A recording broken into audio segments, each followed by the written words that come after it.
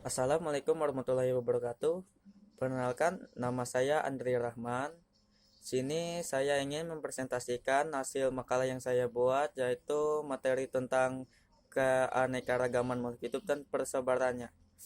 Nah, langsung saja masuk yang teori pertama, yaitu pengertian biosfer dan makhluk hidup. Nah, biosfer itu adalah lapisan kehidupan di bumi, di mana tempat makhluk hidup tinggal dan melangsungkan kegiatan hidupnya. Nah, pembentukan biosfer yaitu setelah bola bumi mengalami pendinginan dan terbentuknya lah sebuah benua, danau, sungai, dan lautan pada kira-kira 2250 juta tahun yang lalu. Nah, disitulah terbentuknya bahan bakal biosfer. Nah, biosfer tersebut memiliki lapisan yang terbagi menjadi tiga lapisan, yaitu lapisan pertama yang bernama litosfer. Litosfer ini adalah lapisan kulit bumi di tempat di mana makhluk hidup darat tinggal dan melangsungkan kehidupannya. Yang kedua, hidrosfer. Hidrosfer ini adalah lapisan air yang merupakan tempat hidup bagi makhluk hidup akuatik dan merupakan sumber air yang mengalami siklus untuk terjadinya hujan. Dan yang ketiga yang bernama atmosfer. Atmosfer ini adalah lapisan udara merupakan sumber kehidupan bagi makhluk hidup karena dari sanalah gas-gas yang diperlukan untuk respirasi dan proses fotosintesis diperoleh. Nah, di sini asal mula kehidupan manusia. Apakah sebenarnya yang dimaksud dengan makhluk hidup agak sulit dijawab secara sederhana. Kita dapat membedakan antara makhluk hidup dengan benda mati dengan mengetahui ciri-cirinya. Yang pertama yaitu dimiliki oleh makhluk hidup. Yang pertama bernapas, memerlukan makanan atau nutrisi, yang tiga bergerak, yang keempat tumbuh dan berkembang, yang kelima berkembang biak atau mereproduksi, yang keenam menyesuaikan diri terhadap lingkungannya atau bisa disebut beradaptasi, yang ketujuh peka terhadap perangsang. Nah, sebelum makhluk hidup muncul di permukaan bumi yang ada hanya bakal biosfer, yaitu lingkungan fisik saja. Oleh karena itu timbullah pernyataan dari mana dan bagaimana makhluk hidup itu menghuni bumi. Nah, di sini ada beberapa teori, yaitu antara lainnya yang pertama teori generatio spontanea atau abiogenesis. Teori ini dicetuskan oleh Aristoteles dari 384 sampai 384 atau 322 sebelum Masehi. Dengan percobaannya sebagai berikut: tabung reaksi diisi dengan air yang terdapat potongan jerami. Setelah sekitar 2 minggu, ternyata dalam tabung tersebut terdapat makhluk kecil. Dan dari percobaan tersebut, Aristoteles menyimpulkan bahwa makhluk hidup berasal dari benda mati secara spontan. Nah, sedangkan teori yang kedua yaitu teori biogenesis. Teori ini muncul untuk menyanggah teori yang di awal tadi. Dibuktikan secara terpisah oleh Francesco Redi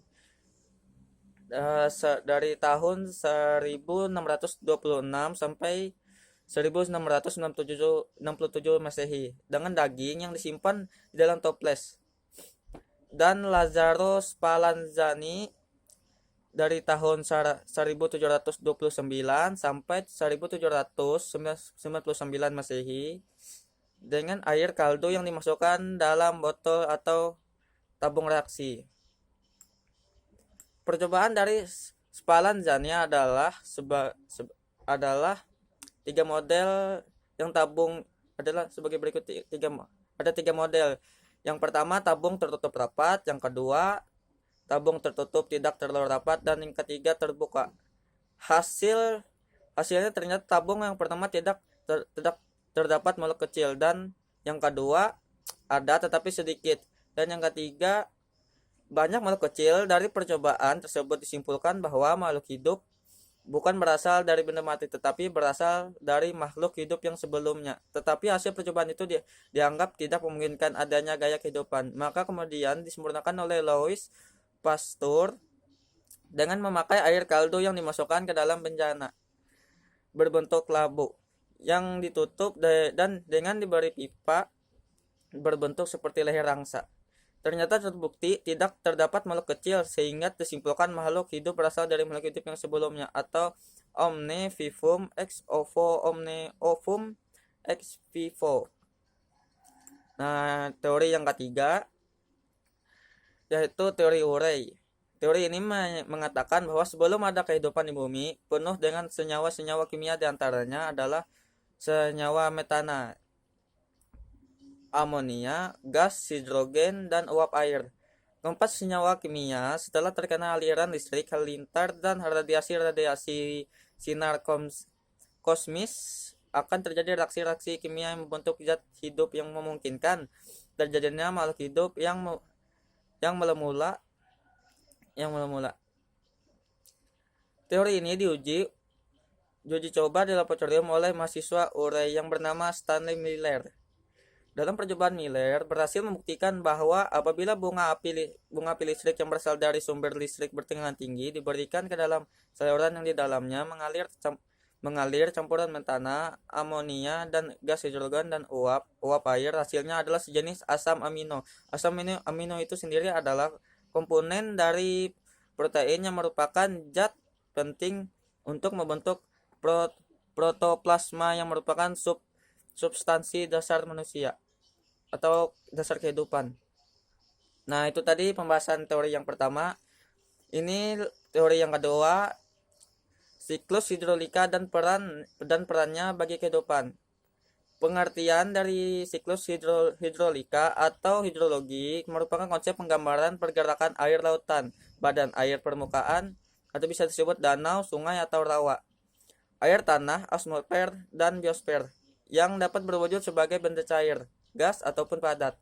Air berpindah antar reservoir atau tempat penyimpanan air memiliki massa total yang tetap sama. Siklus air dan perannya dalam kehidupan kita sehari-hari. Hal ini akan kita bahas hari ini. Makhluk hidup selalu membutuhkan air dalam kehidupan sehari-hari. Air menjadi salah satu sumber kehidupan yang sangat penting bagi kelangsungan hidup. Kegunaan air antara lain untuk keperluan rumah tangga, pertanian, industri, dan untuk pembangkit listrik. Begitu besarnya kebutuhan manusia akan air.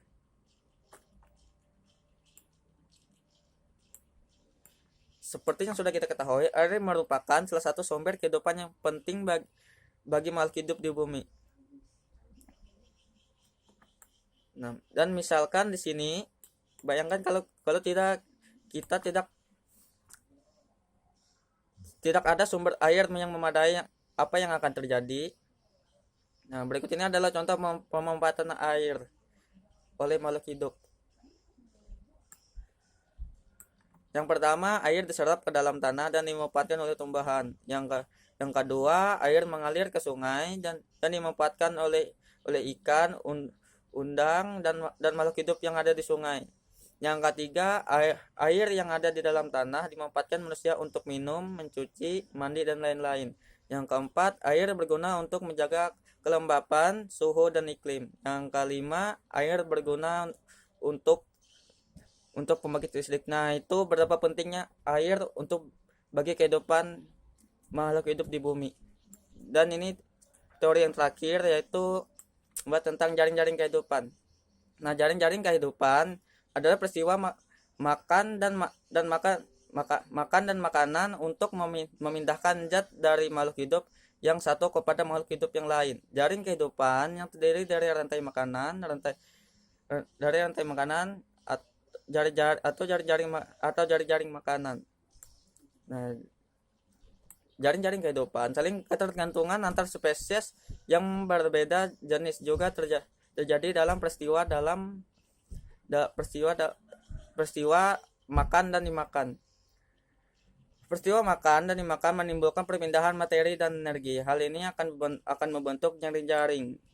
Contohnya seperti tikus yang memakan rumput, dan ular yang akan memakan tikus, dan elang lagi yang memakan ular tersebut. Jadi seperti itulah contoh dari rantai makanan, makanan yang hewan yang dimakan atau dimakan. Jadi cukup sampai di situ pembahasannya. Mohon maaf kalau cara penyampaian saya kurang bagus dan kaku. Assalamualaikum warahmatullahi wabarakatuh.